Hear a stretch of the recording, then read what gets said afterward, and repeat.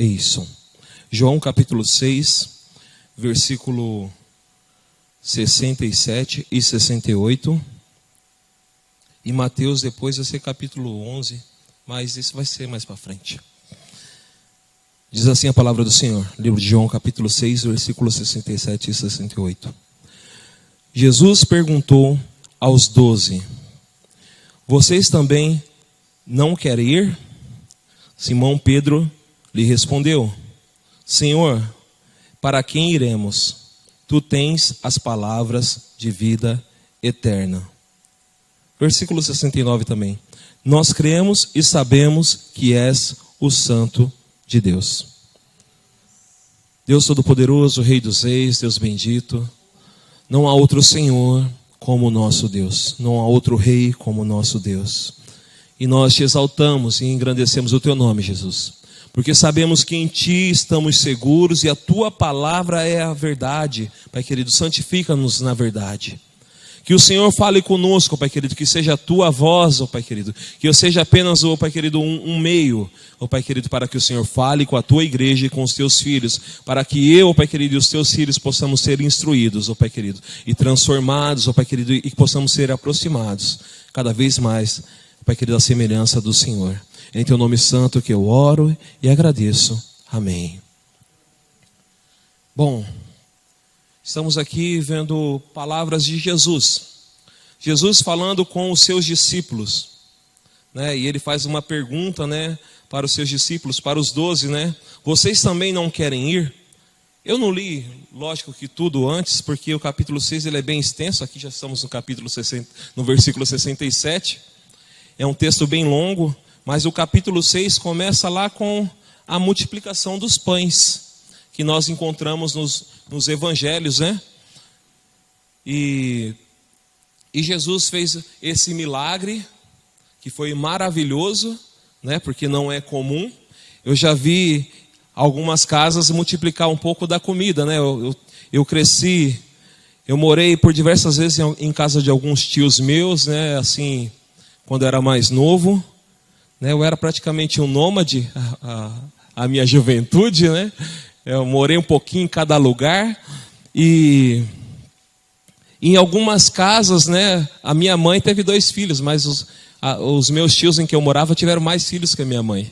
E eu ia lá atravessar e morar no meio deles, sendo mais um filho para eles, né?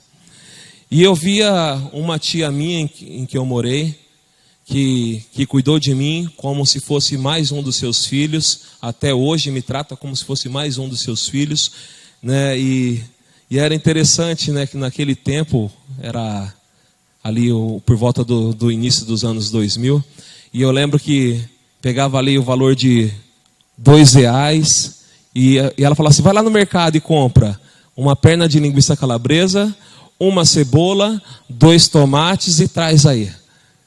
E isso era o almoço.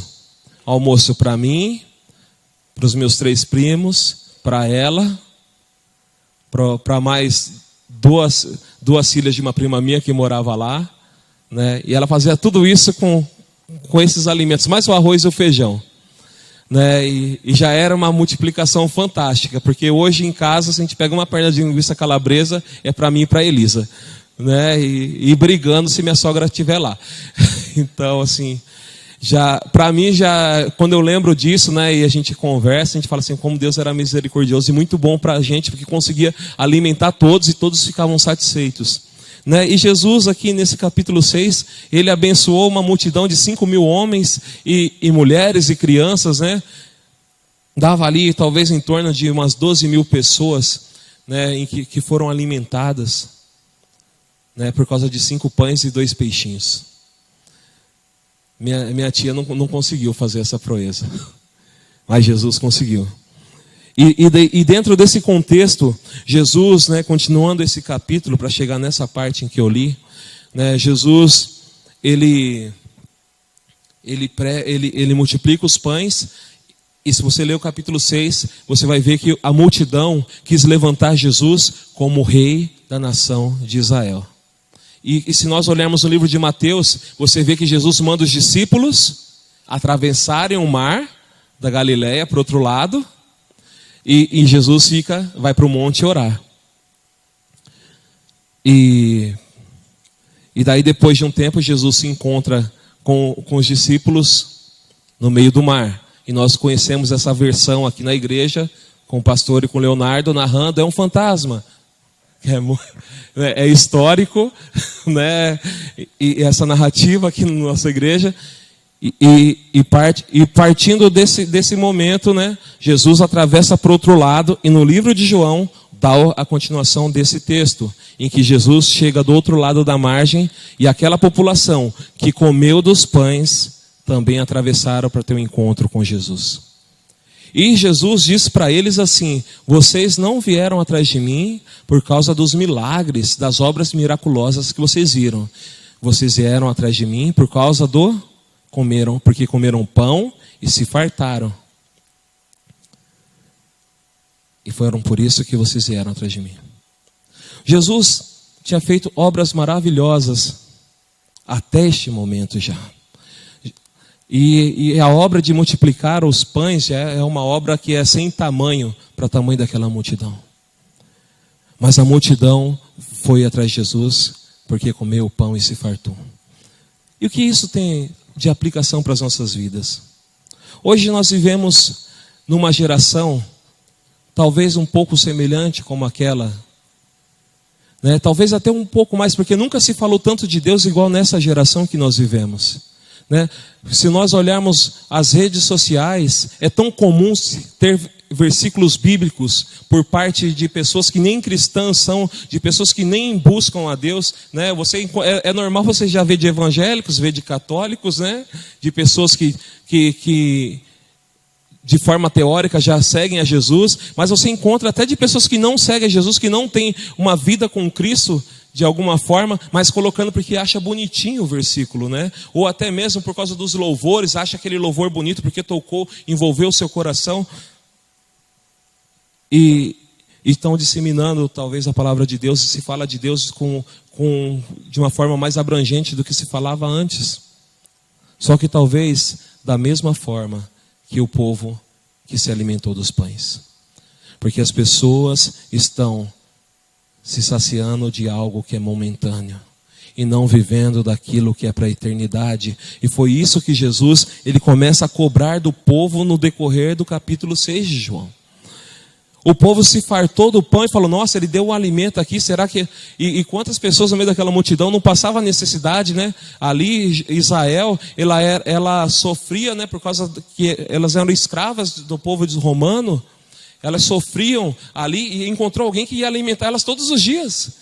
Alguém que ia saciar sua necessidade. E hoje, nessa geração, existem pessoas que estão buscando a Jesus para que Ele sacie as suas necessidades. Quantas pessoas estão buscando a igreja, buscando um conforto, buscando Jesus para que sejam curadas, para que sejam saciadas a sua fome, porque estão passando necessidade nos seus lares, né? Estão buscando recursos dentro da igreja. Pessoas que nem buscam a Cristo, mas estão batendo nas portas das igrejas porque estão passando necessidades. Estão buscando socorro momentâneo, né? E nós não podemos confundir, né, o ato de evangelismo com assistencialismo. Evangelizar não é assistencialismo. Cristo não estava ali fazendo assistencialismo. Vem todo dia que eu vou te dar pão. Não, Cristo estava ali comunicando a eles: eu tenho um pão que é melhor. É melhor do que esse pão que saciou a vida de vocês nesse dia. Eu tenho pão vivo. Eu tenho pão que vai te saciar para a eternidade. Eu tenho pão que, se você comer agora, você jamais terá fome. E ele diz ainda mais assim, que se eles comessem daquele pão,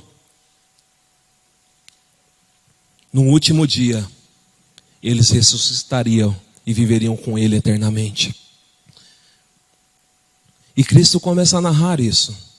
E nessa geração, como naquela geração, existem pessoas que estão buscando as coisas momentâneas das mãos de Deus, né? E nós vivemos numa geração que está cansada, né?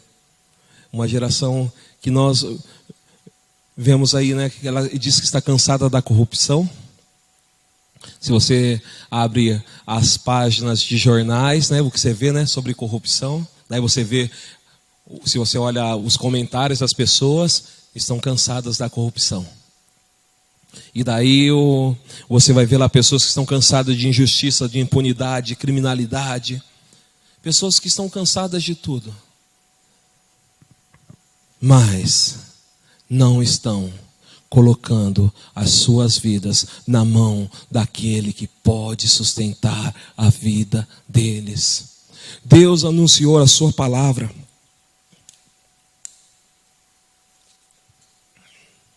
Deus revelou a sua palavra para que pudéssemos ter vida. Mas essa geração, como aquela geração, mesmo vendo os milagres, não tem buscado a face de Deus.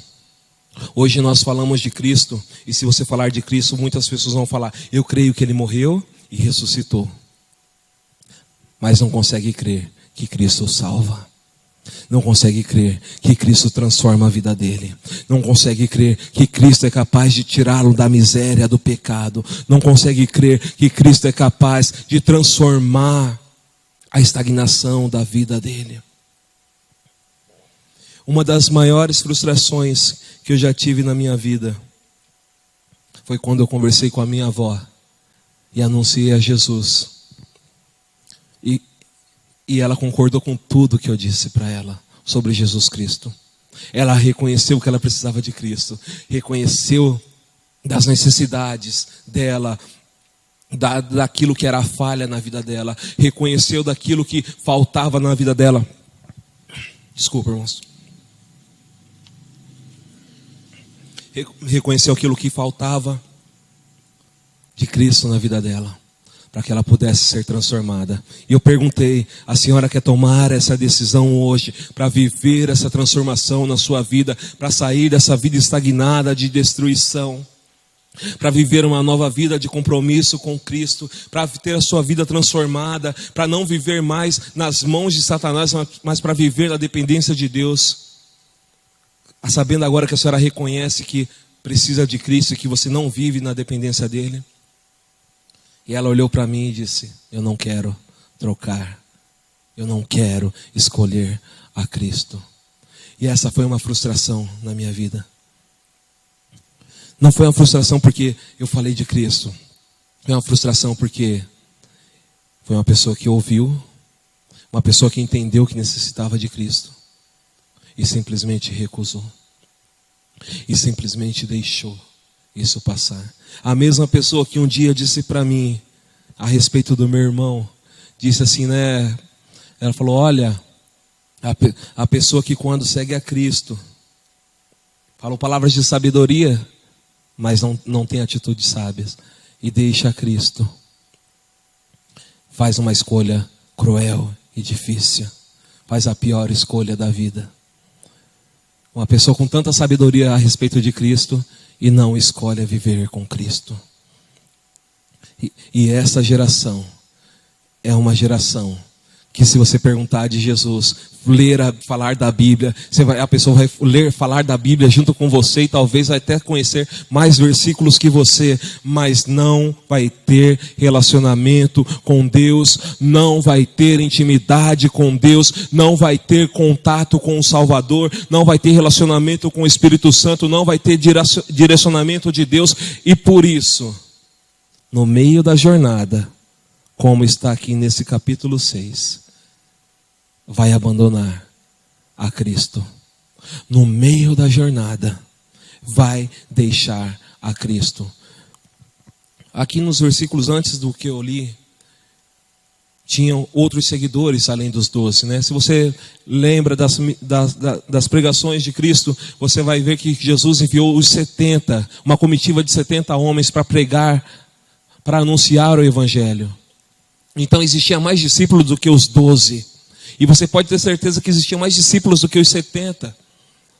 Mas, nesse momento, muitos dos discípulos de Cristo ao ouvir essa palavra sobre o pão vivo, e de que eles deveriam renunciar à vida deles, e buscar a salvação em Cristo, e entender que Cristo era o Senhor da vida deles, muitos o abandonaram. E Cristo se vira para os seus discípulos e pergunta: e vocês, o que vocês irão fazer? Hoje Jesus está fazendo a mesma pergunta para mim e para você. Hoje Jesus está perguntando para mim e para você: o que você irá fazer? Pedro respondeu. Sempre Pedro, né? Ele era uma pessoa muito rápida para responder. Para onde iremos nós, se só tu tens as palavras de vida eterna? Pedro, com pouco relacionamento ainda com Cristo, reconheceu que as palavras de Cristo eram de vida eterna. Pedro foi um cara que estava cansado, né, também. Como eu falei, de uma geração cansada. Pedro veio de um dia, o primeiro encontro, relacionamento com Cristo, foi um dia muito cansativo para Pedro, né? Estava pescando a noite inteira, encontrou um cara que estava disposto a pregar o dia inteiro, aproveitou o barco dele e falou: vai um pouquinho ali que eu quero falar. Falou, agora vai lá, um pouquinho para frente e joga a rede. E daí ele disse: olha, a gente já jogou a rede a noite inteira, mas segundo a tua palavra, nós vamos lançar.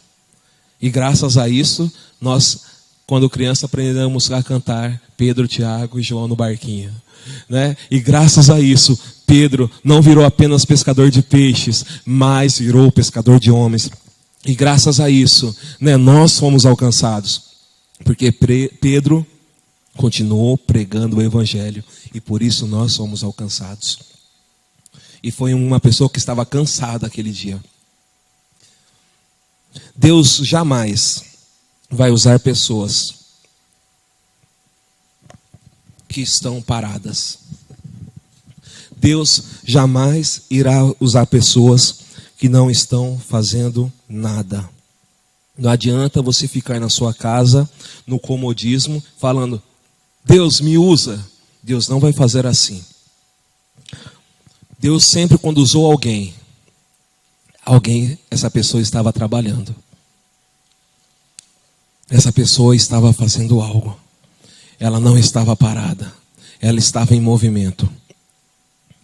Porque se Deus pegar uma pessoa que não está fazendo nada, a primeira coisa que a pessoa vai fazer é parar para descansar. Na primeira tarefa que tiver, dá tempo de eu fazer mais, descansar ali, depois eu vou fazer. Deus, quando falou com Gideão, ele estava trabalhando. Deus, quando levantou Davi, ele era pastor de ovelhas. Deus, quando levantou Saul, ele estava procurando as jumentas do pai. Homens trabalhando para executar serviço para Deus. Se estivessem parados, estagnados, Deus não usaria. Deus, quando chamou Pedro, estava trabalhando, estava agindo. Os profetas estavam trabalhando, não estavam parados. Não pense você que se estiver parado, Deus vai te chamar para fazer uma obra grandiosa. Não, Ele vai chamar quem está trabalhando. Também, né, essa geração está acostumada com outra coisa: jeitinho. Se existe uma coisa, né, que até é uma coisa para os brasileiros, né, o jeitinho brasileiro, né? Sempre tem alguém para fazer alguma coisa, até no meio cristão. O cristão, o jeitinho mais fácil é o irmão orar por você. O cristão mais fácil é: se eu preciso de alguma coisa, a irmã ora por mim. Eu estou passando por uma luta tão difícil. A luta é sua, mas quem vai manejar a espada é o irmão. Irmão, estou passando uma luta difícil. Você tem uma palavra para me dar? Deus já deixou a palavra de vitória para você. Deus já decretou a vitória para você. Mas você tem que ter coragem de abrir a Bíblia e ter esse relacionamento com Deus para entender qual é a palavra de vitória para você. Não dê jeitinho para que as coisas de Deus aconteçam na sua vida.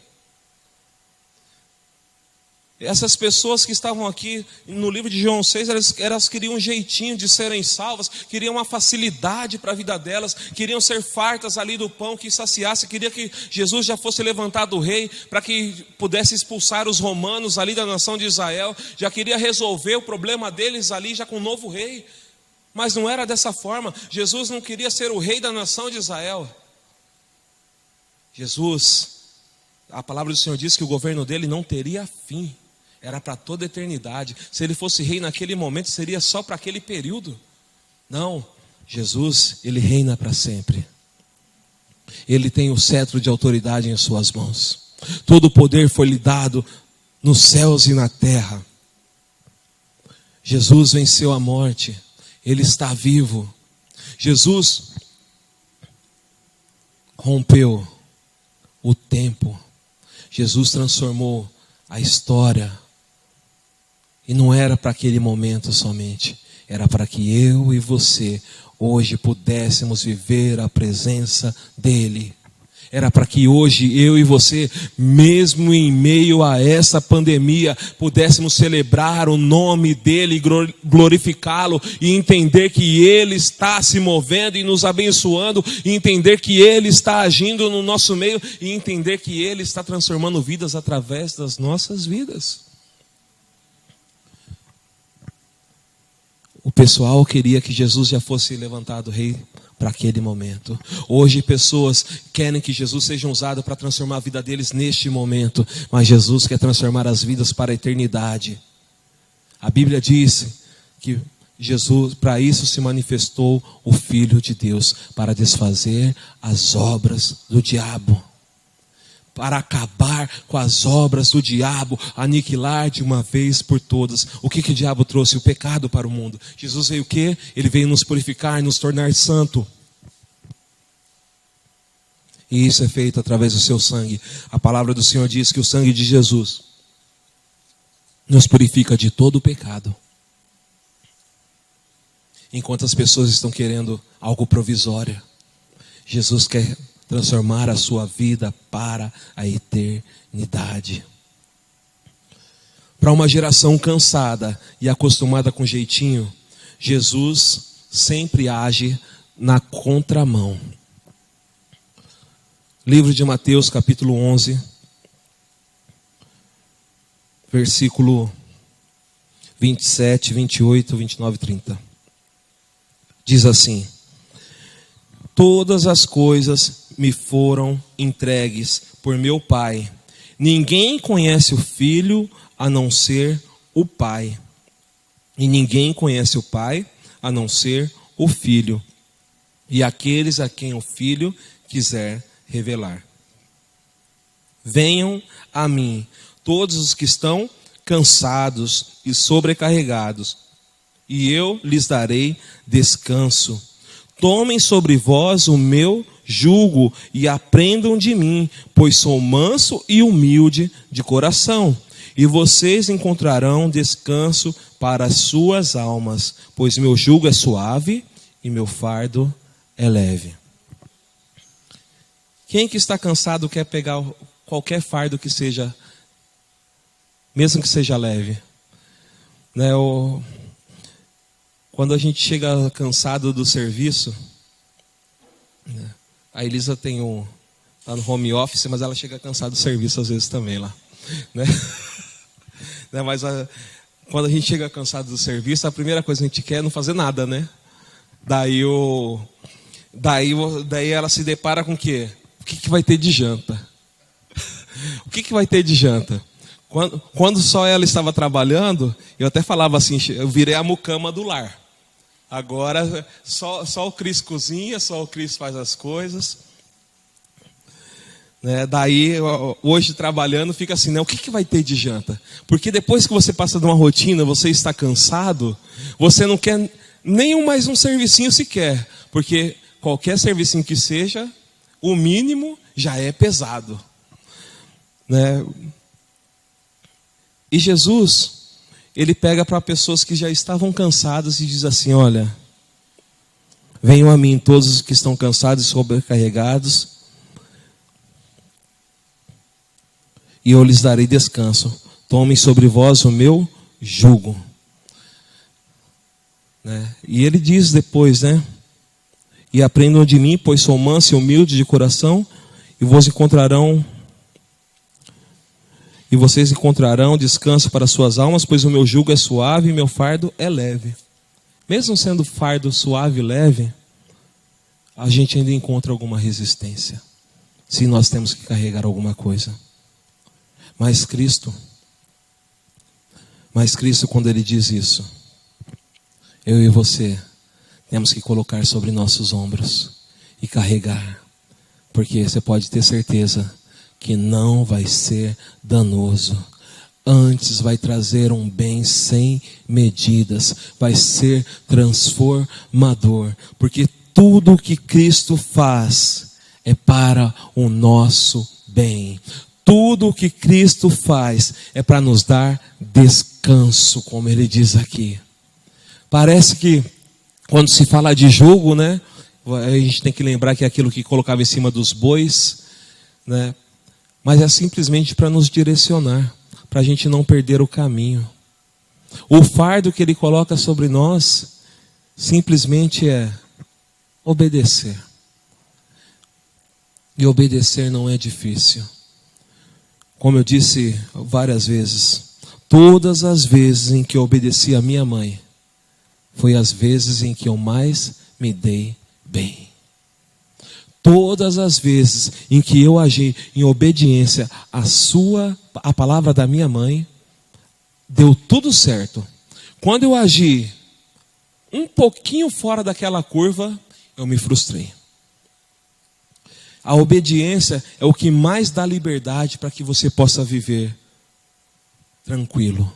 E Jesus Cristo, Ele diz que eu e você vamos encontrar descanso nele. Se você quer ser uma geração livre, você tem que encontrar descanso. Tem que deixar Jesus colocar o jugo sobre as suas vidas e colocar o seu fardo sobre as suas vidas e entender que a única coisa que ele requer é a obediência, e isso não é impossível. É só olhar para ele e continuar seguindo os seus passos. O que Jesus deseja é que eu e você possamos ser semelhantes a Ele. Só existe uma forma de nos achegarmos aos céus, é sendo imitadores de Cristo. Só existe uma forma, é reconhecendo que Ele é o nosso Senhor e Salvador. É reconhecendo, crendo naquele que o enviou, como diz em sua palavra, crendo que Cristo é o nosso Salvador e andando segundo os seus caminhos. Se existe um passo que nós devemos seguir, é os passos de Jesus. E Ele renunciou muita coisa. E eu e você vamos conseguir renunciar, porque Ele nos ensinou como. Ele nos ensinou como. Eu sempre digo, né, tem uma música que o Eli Soares canta, que ele fala assim: me ajude a melhorar, sozinho eu não consigo mais, aí está certo. Eu sou humano e só sei errar, aí eu acho que está errado. Sozinho a gente não consegue, é só olhando para Cristo e andando com Cristo. Ser humano não pode ser o lado que vai te fazer errar. Para você acertar, Cristo já deixou a palavra dele para que você acerte. Cristo já te deixou a direção. Você não só sabe errar. Se você olha para Cristo, você sabe qual é o caminho certo. Ele disse para você assim, te dou 2 caminhos: a vida e a morte. Escolhe, pois, a vida. Então você não só sabe errar, você sabe o caminho da vida. E o Senhor também nos diz assim: eu sou o caminho, a verdade e a vida. Ninguém vai ao Pai a não ser por mim. Ou seja, você sabe o caminho que te leva a Deus. Às vezes nós cantamos porque a letra é bonitinha, mas temos que entender que eu sei a escolha correta. Escolho a vida. Eu escolho a Cristo. O apóstolo Paulo diz no livro de 1 Coríntios capítulo 11, versículo 1: sede meus imitadores, assim como eu sou de Cristo. O apóstolo Paulo fala isso para a igreja de Coríntios e fala, acho que para a igreja de Filipenses também, de outra forma. E nós sim temos que ser imitadores de Cristo, imitadores de Paulo, imitadores de Pedro, homens que renunciaram às suas próprias vidas para anunciar o Evangelho. Porque esses homens, renunciando às suas vidas, anunciando o Evangelho, fizeram com que o Evangelho chegasse até nós. E muitos outros homens fizeram isso durante essa jornada, desde a morte e ressurreição de Cristo, para que o Evangelho chegasse até nós. E talvez o meu e o seu nome um dia vai estar escrito em alguma enciclopédia, que nós renunciamos às nossas vidas, para que o Evangelho fosse anunciado. Porque nós somos imitadores de Cristo, porque nós servimos a Cristo. E a palavra do Senhor também diz no livro de Mateus capítulo 5, versículo 13 e 14.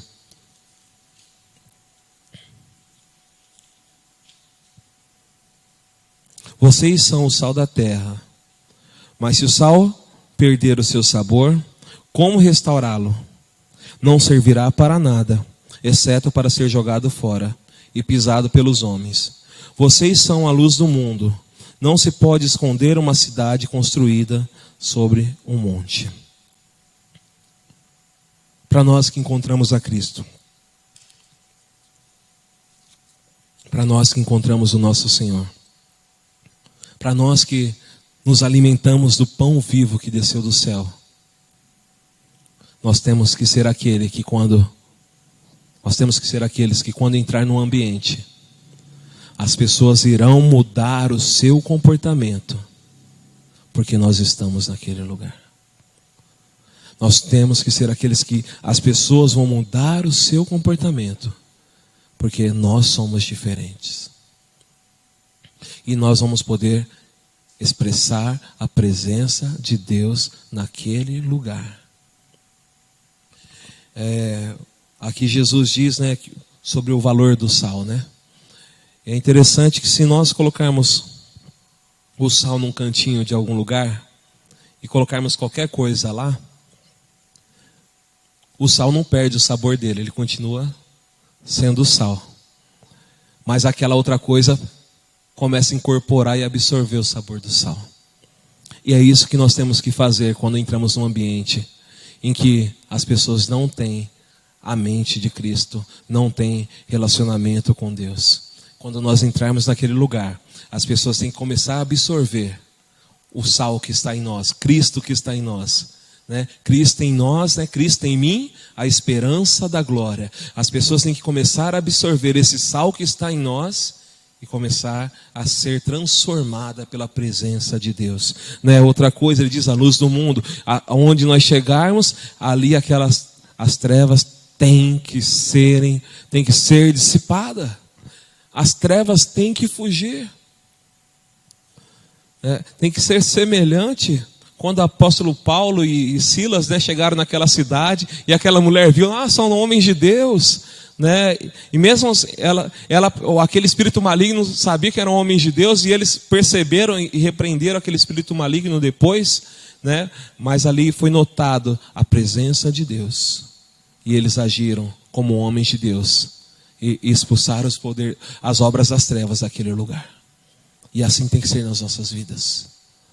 Aonde nós chegarmos, que as trevas fujam.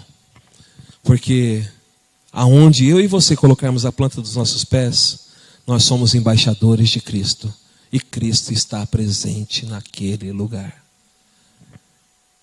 Cristo, ele se reunia, né, com várias pessoas, mas ele não mudava o seu comportamento.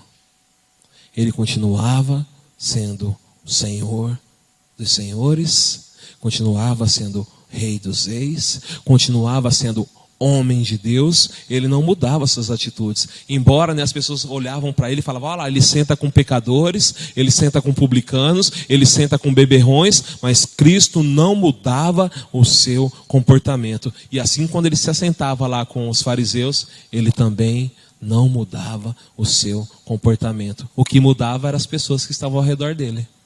Nós vemos Zaqueu sendo transformado, Vemos. É Ananias? Não, não é Ananias. Como que é o nome? Nascer de novo? É necessário nascer de novo? É Ananias o nome dele? Nicodemos. Nós vemos ali Nicodemos sendo transformado, né? Nós vemos ali a mulher no meio daqueles homens com as pedras nas mãos, aquela mulher sendo salva, sendo transformada. Então, assim, aonde Jesus estava, quem era transformado eram as pessoas e não Jesus. Jesus não mudava. Aonde você estiver, em nome de Jesus, as pessoas serão transformadas. Porque o pão da vida, ele vai aonde você vai. Né? Como o pastor disse, né, que a Rosana estava ouvindo, né? Olha só, o pastor disse que a Rosana estava ouvindo numa pregação aqui no culto, né? Deus ouve as suas palavras, né? E Deus está aonde você está. Né? Deus vai onde você vai. E para você entender a intensidade disso, deixa eu ver se eu acho a palavra aqui para encerrar.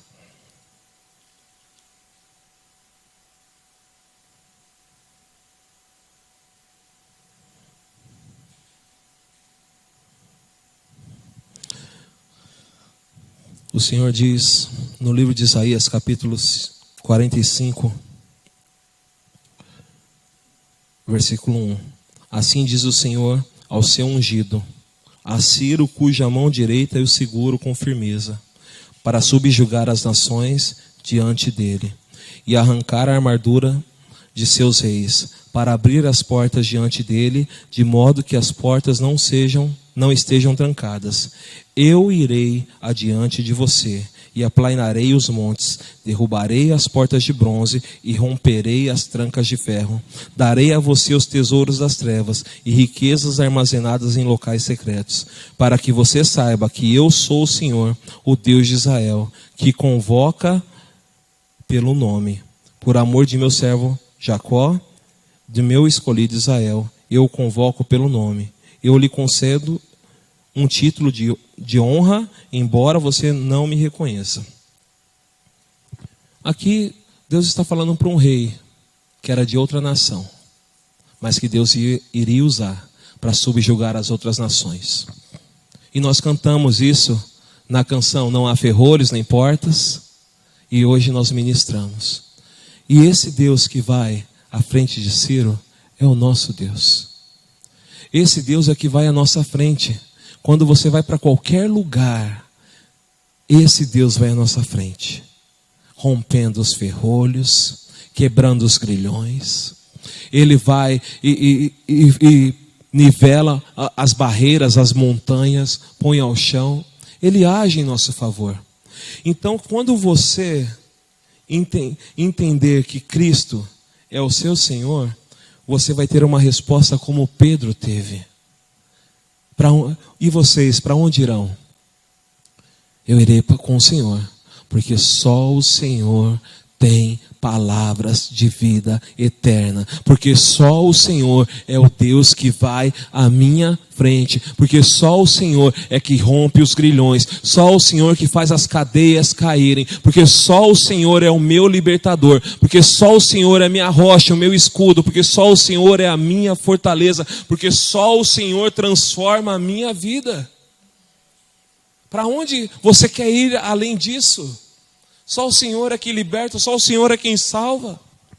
Só o Senhor que nos dá paz. Só o Senhor que tira todo medo, né? O amor de Deus lança fora todo medo.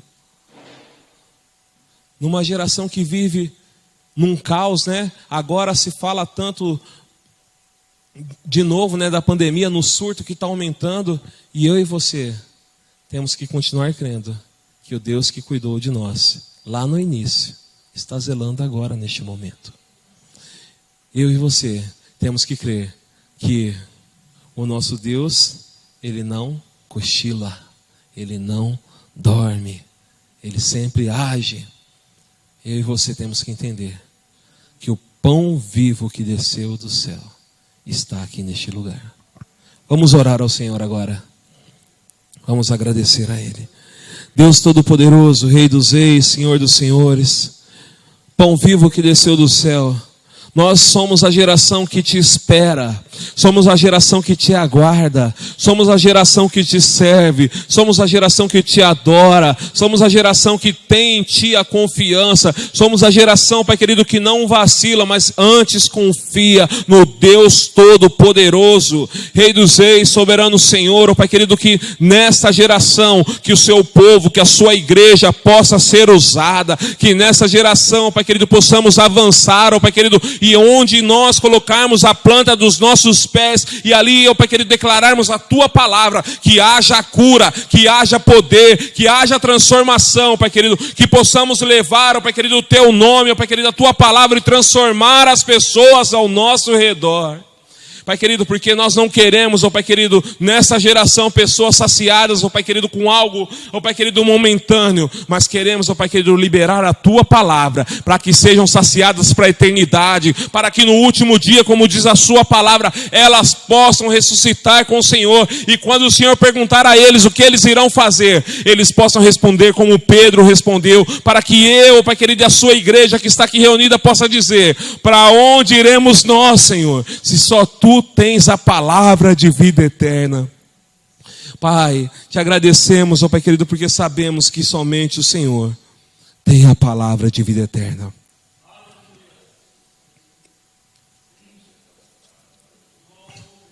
E pedimos, Senhor, que os nossos olhos sejam abertos, para que possamos ver, ó Pai, Teu reino manifesto, para que os nossos olhos, os nossos ouvidos estejam abertos, para que possamos ouvir a Tua voz. Pai querido, que as nossas mãos estejam preparadas para ser levantadas, para abençoar aqueles que estão ao nosso redor. Pai querido, que os nossos corações estejam abertos, ó Pai querido, para, Pai querido, abraçar aqueles que necessitam, Pai querido, do Teu amor, da Tua palavra, nos importar com aqueles que estão cativos, ó Pai querido, e anunciar a palavra do Senhor, para que sejam livres.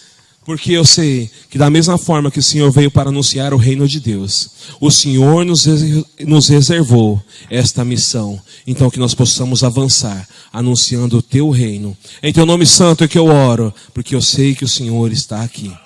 Usa-nos, Senhor, que possamos sair daqui entendendo que o Senhor, ó Pai querido, irá à nossa frente, rompendo as cadeias, quebrando os grilhões, que o Senhor fará, ó Pai querido, as portas de bronze caírem ao chão, que os montes serão nivelados, Deus Todo-Poderoso, que as muralhas cairão ao chão, e que a Tua palavra será pregada, Pai querido, e que as pessoas serão transformadas por Ti, porque à nossa frente vai um fogo consumidor. Em Teu nome santo que eu oro e agradeço, Jesus. Amém e amém.